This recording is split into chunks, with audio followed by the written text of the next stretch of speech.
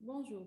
Aujourd'hui, on va voir les fonctions avancées dans lesquelles on peut voir le multicolonnage, la création d'une note de bas de page, création de style, création d'un schéma et création d'une table de matière. Donc, je vais passer à l'activité 2, dans laquelle je veux charger l'activité 1 de tout à l'heure. Donc, fichier, ouvrir, activité 1. Qu'est-ce que je vais faire? Je vais commencer par faire quoi? Il me demande de mettre le premier paragraphe en 2 colonnes avec une ligne séparatrice.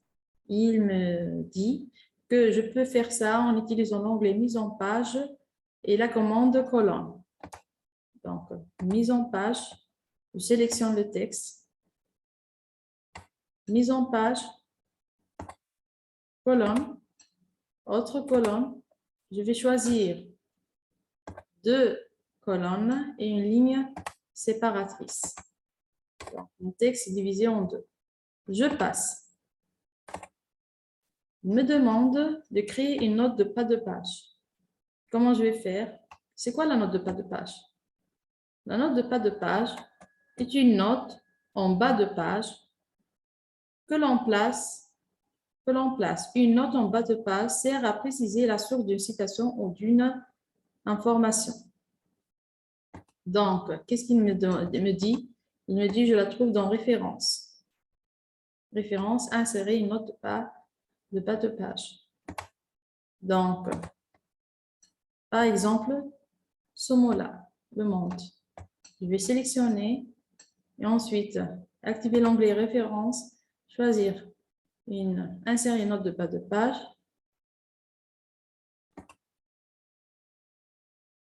Aussi, je peux changer le nombre, c'est 1. Fin de document,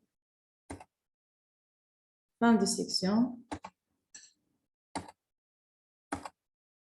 Oui. Donc, et appliquer. Donc, qu'est-ce que je vais écrire ici? Le monde, c'est univers. Par exemple.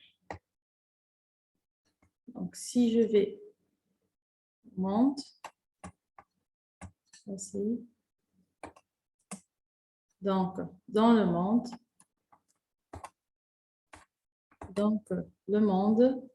sur une note de pas de page, c'est univers. Vous le voyez ici, donc c'est univers. Je passe. Maintenant, il me demande de créer un nouveau style. C'est quoi un nouveau style?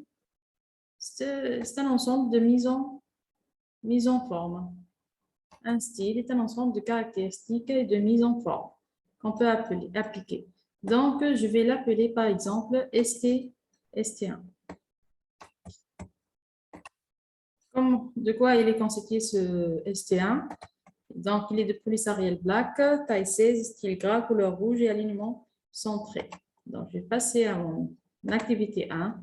Donc, dans le menu accueil, choisir, appuyer sur ce coin-là, donc, et créer un nouveau style. Je vais le nommer ST1. Donc, c'est un Arial Black. Vous pensez à Arial Black.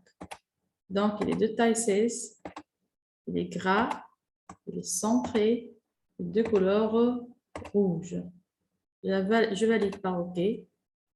Donc, celui-là doit rester comme il était.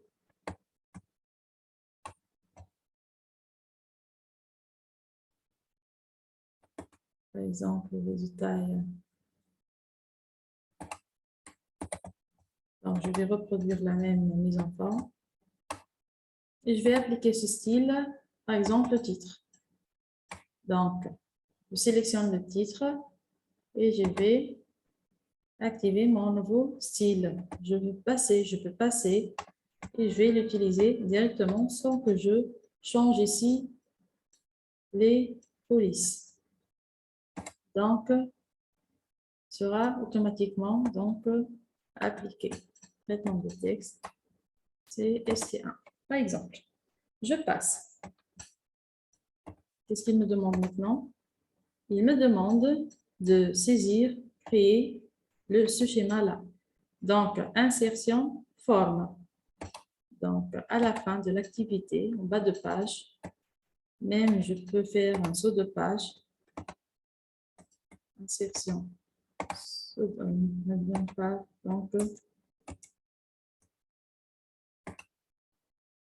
voilà. Et je dois le mettre ici. Insertion, saut de page. Ici, je vais créer mon schéma. Donc, je vais le créer. Donc, insertion, forme. Je vais chercher ma forme. Et c'est là. Je peux changer la couleur. Je peux la copier. La reproduire une autre fois. Je peux utiliser les flèches de direction pour qu'elles soient alignées avec l'autre.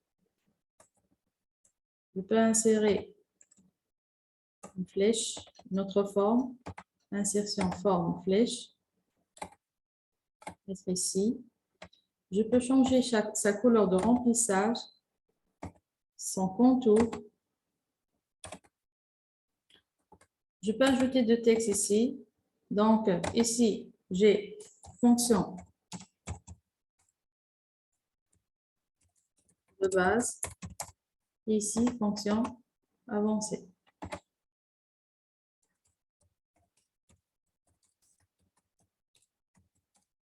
Comme il me demande d'insérer une accolade, où je vais mentionner devant elle, donc multicolonnage et publipostage. Où je vais mettre ça? Je peux mettre ça dans une zone de texte. Dans cette zone de texte-là, je vais écrire multicolonnage et publipostage.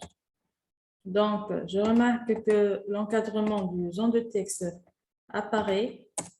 Alors, je vais la rendre discrète. Comment je vais faire ça? Donc, je passe au remplissage. Je vais le rendre aucun remplissage, aucun contour, sans contour. Et comme ça, donc, la zone de texte reste discrète. Merci bien pour votre attention.